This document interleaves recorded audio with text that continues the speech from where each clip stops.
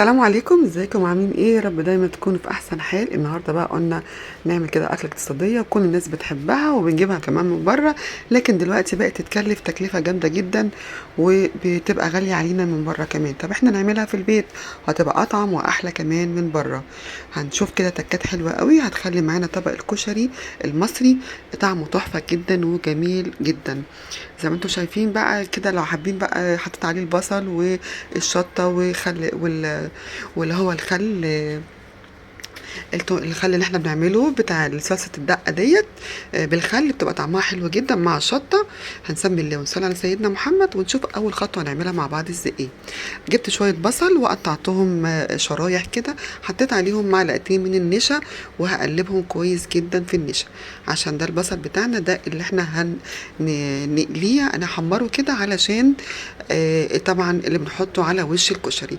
هجبت بقى شويه زيت كويسين كده، كوبايه زيت، وابتدي ان انا احط البصل بتاعي واقلبه كويس جدا لغايه ما يديني لون ذهبي كده حلو، وبعد كده اطلعه. طبعا انا حطيت النشا اللي هي صولا، حطيناها علشان يديني قرمشه حلوه للبصل بتاعي لما نقليه. ومش هنستخدم اي زيت تاني، الزيت اللي انا هقلي فيه ده اللي هعمل بيه كل بقيه الوصفه بتاعتي الكشري. زي ما انتم شايفين وصل معايا للمرحله دي.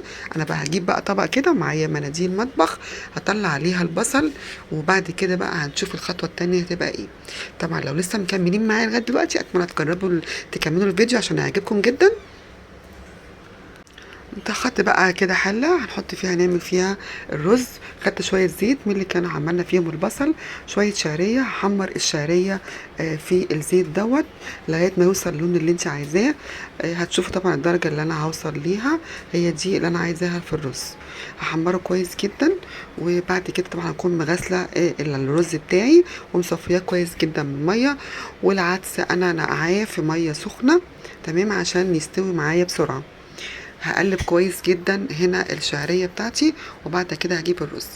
لسه داخل على القناه بتاعتي جديده طبعا منورني، اتمنى ان يعمل جوله في القناه ويشترك في القناه ويفعل الجرس للكل عشان ان شاء الله يوصل لكم كل جديد من عندي.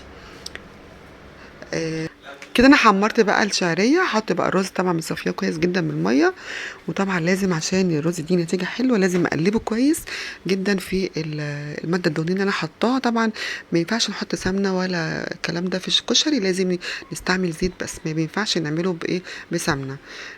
هقلب كويس جدا لغايه ما كله يندمج في بعضه. طبعا العدس هنا نقعاه في ميه سخنه، هحطه برده على الرز والشعريه واقلبه تقليبه كده حلوه. وبعد كده بقى اظبط الميه بتاعتي والملح بتاعي، واحط بقى شويه كمون. كنت المفروض ان انا احط الكمون، بحب اعمله اديله كده تشويحه في الزيت قبل ما انزل في الشعريه. لكن مش مشكلة، بحط بقى كمان عايزة تحطي مرقة دجاج حطي. انا هنا حطيت واحدة كده، وحطيت شوية كمون واظبط الملح. طبعا هو ما الكشري مش بيحتاج مية كتيرة عشان ممكن تخدعك الكمية، لكن انت هنا حاطة شعرية، الشعرية مش بتشرب مية كتيرة، خلي المية كده تبقى فوق بالظبط عقل الصباع فوق الرز. هسيبه بقى لغايه ما يتشرب الميه بتاعته، وبعد كده اوطي عليه النار لغايه ما يستوي. انا هنا بعمل دقه الخل والثوم. حطيت شويه من الزيت برضو اللي احنا عملنا فيه البصل، نزلت بشويه ثوم معلقه صغيره، ويتحول كده يبقى لون ذهبي كده، وانزل بالخل تمام كده. وبعد كده بحط له بقى شويه كمون، وكمان حطيت هنا عصير 2 ليمونه على الخل بتاعي وكوبايه الميه. زودت كوبايه ميه، وهيدي غلوه واحده كده ويبقى معايا دقه الخل جاهزه. انا هنا جبت ميه طبعا سخنتها خليتها تغلي، وحطيت الملح بتاعي، واحط مكرونه سباكيتي ومكرونه اللي هي صغيره، وهقلبهم. طبعا احط شويه زيت واقلب كويس عشان المكرونه السباكيتي ما تلزقش في بعضها. لازم افككها كده لغايه ما تاخد غلوه كده في الميه علشان تستوي وما تعجنش مع بعض، ما تلزقش واحده في التانية. هنا بقى هنعمل الصلصه بتاعه الكشري. طبعا من نفس الزيت اللي احنا عملنا فيه البصل، خدنا منه للرز ودقه خل الثوم، وكمان الصلصه هنعملها مع بعض. احتاجنا كوبايه زيت بس. حطيت هنا الثوم وعملت كمان شويه كمون عليها، هقلبهم كويس جدا لغايه ما اديني لون ذهبي بسيط كده، وانزل الصلصه بتاعتي الطماطم عصراها لغايه ما تتسبك معايا، واظبط الملح كده، واحط رشه من البهارات 7 11 بهار كده، بسيطة. وكده خلاص الصلصة بتاعتنا جاهزة، وكمان هحط معلقة من السكر عشان تتعادل مع الملح. وهنا المكرونة بتاعتي خلصت بقى، طبعا صفيتها من المية بتاعتها وانزل عليها شوية مية ساقعة واقلبها كويس، واحط شوية زيت عليها عشان تبقى كلها مفلفلة كده، وما تبقاش لازقة في بعضها. وبعد كده بقى نروح نقدم الكشري بتاعنا. ادي الرز بتاعي خلاص استوى زي ما انتم شايفين، مفلفل، مفيش واحده لازقه في التانية.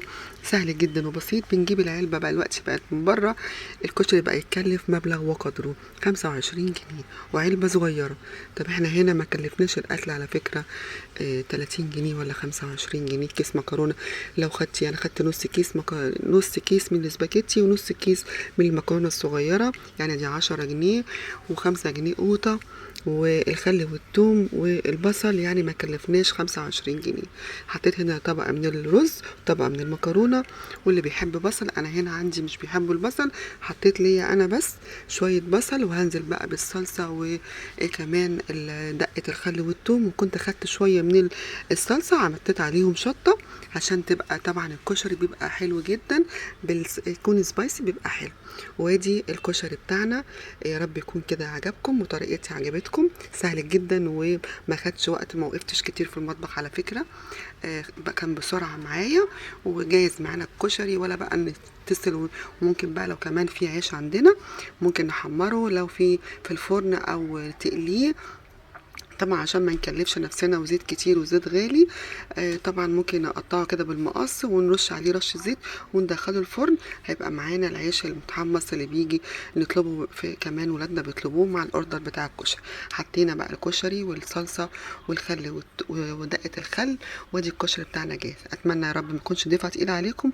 لو عجبكم بقى الفيديو ما تنسونيش في دعوه حلوه منكم ولايك حلو منكم كده زيكم، وتعليق كويس. وعايزه اعرف بتعملوه زي بطريقتي ولا في طريقة مختلفة.